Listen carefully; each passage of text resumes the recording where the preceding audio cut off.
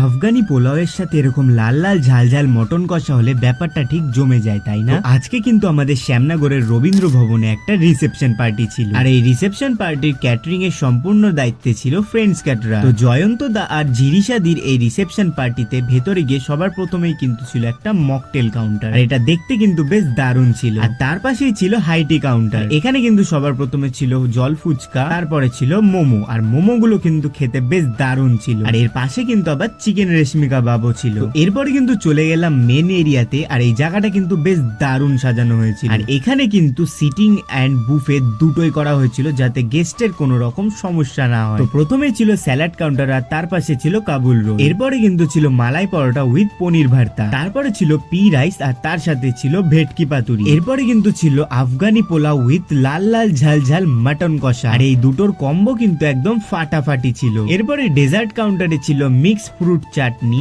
পাপড়, রসগোল্লা আর মালাই chop, আর সবশেষে একটা পান না হলে হয়, তো সেটা কিন্তু স্টলে ছিল। তো বন্ধুরা, তোমরাও যদি তোমাদের বাড়ির বিশেষ দিনে অতিথিদের আপ্যায়ন ফ্রেন্ডস ক্যাটারারকে দিয়ে করাতে চাও, তাহলে কিন্তু স্ক্রিনে দেওয়া নম্বরে অবশ্যই যোগাযোগ করো।